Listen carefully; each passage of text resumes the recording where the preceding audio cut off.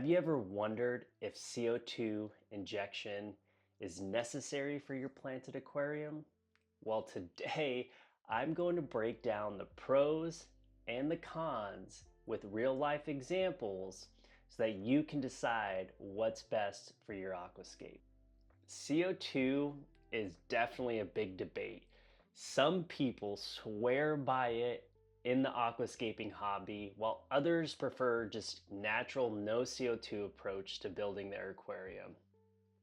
So today I'm going to break down with a CO2 driven tank and a non CO2 driven tank to show you what the pros and cons are of each one.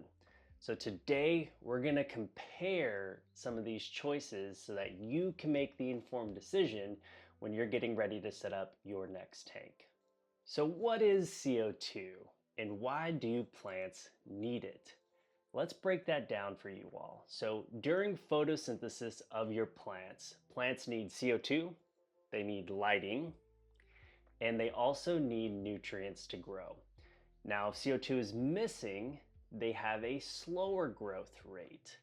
Now, there are natural occurrences of CO2 in your aquarium, which happen from breakdown of plant matter, fish waste. These happen naturally from decaying plant matter and essentially fish waste when it's starting to convert, when it's going down in the substrate. And that actually creates CO2 in your aquarium. Also, fish exhaust CO2 as well, so that adds CO2 into your aquarium. But is that enough?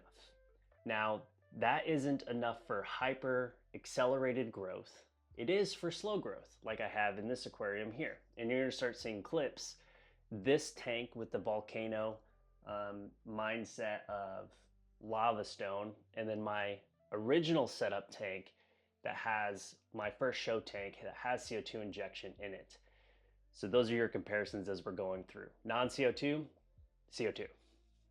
So with the non-CO2, it has a slower, not accelerated rate of growth because it's all natural CO2 happening in the aquarium itself for photosynthesis. Where this one has CO2 injection, so I have hyper growth, quick growth, a lot of maintenance. Now, what are the benefits of CO2?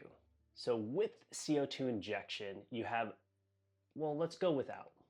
Yeah, let's go without first. So without CO2 injection, you have slower growth rates in your plants.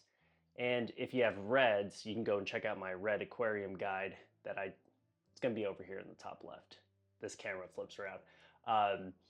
To check out why you need it for reds, but I'll just give a high level overview. You're gonna have more dull reds without CO2. So again, without CO2, slower growth. And if you have reds, they're gonna be more of a duller color, unless you have lighting, which we'll get into in another video, which I'll create later on. Now with CO2, you have hypergrowth, and the correct amount of nutrients additive into it will create a well-balanced aquarium, which helps your plants outcompete with algae. Also with high-tech setups, you can have more advanced plants. So if you have CO2, some plants require a higher uptake of CO2, and that allows you to expand more array of plants that you have in your aquarium. So again, hypergrowth for CO2, and also expanding that with bandwidth of plants that you can actually have in your aquascape, like reds, specific type of plants that do require more CO2 uptake. Where you have lower CO2 uptake, you're kind of restricted to the around plants, which is a lot of plants. I'm not gonna say you're really restricted, but there's a lot of plants that do not require a large CO2 uptake in order for them to excel. They just grow at a slower rate. So let's just say what are the complete downsides to CO2? Because there's a lot of upsides. So the downside is CO2 regulation in your tank. You're gonna have to have a diffuser. There's a cost associated to it. I was looking on one of the forums and someone was getting ready to price out and they were spending like $250 on a CO2 setup, which mine's right here for this tank, and I only spent $100. And then I added a diffuser, and then you have your meter to check as well. And I think all in all, I spent $140. So there's a high cost rate. You're going to spend between $100 to $300 just to have CO2. You also have to refill it. Mine's actually running on empty right now. I just dosed it up before I even started this video. But this is a refillable one, which I prefer, so I don't have to go anywhere, or replace it with a new tank as well. So that's another downside. Faster growth means more trimming. So as you can tell, this is overgrown. What you'll see in clips is when I actually just trimmed it recently before it got to now this new overgrowth point. But more maintenance. So CO2, quicker growth, more maintenance. That's a downside. Now, what are the benefits to a non-CO2 tank? Lower cost, right? You have a lower cost rate for starting up a tank. There's no CO2 tanks, there's no regulators involved with it, and there's no extra equipment for evaluating how much CO2 is in the aquarium itself.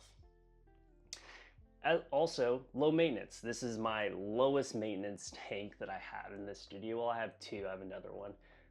Slower growth rate, right? I have a lot of anubises in here, and we'll cover different types of plants that prefer non-CO2 versus higher CO2 intake. But again, slower growth rate. So that means less trimming for me.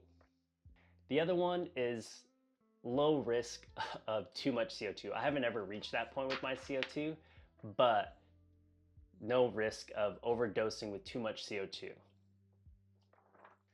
And to add more to it being more stable, you have less of a chance of nutrients outbreak because there's an overabundance of nutrients. So less inclined to have algae blooms as long as you're setting up your tank correctly, and doing your weekly or monthly maintenance. Just depends on how you set it up. Slower growth rate.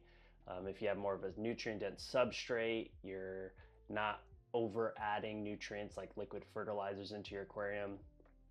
That lower tech end, no CO2, not an overabundance of liquid fertilizers, you're going to have less inclined to have an algae breakout. Of course, whenever you set up a tank, you're going to encounter some type of algae breakout as your aquarium starts to balance.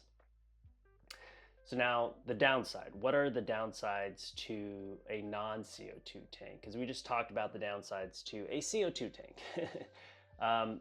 You can't have too many carpeting plants like Monte Carlo.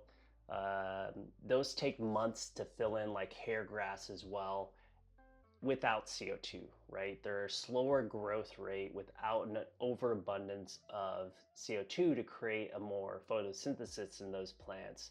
So you're going to have a slower growth rate. I'm not saying you can't grow them, they're just going to grow slower.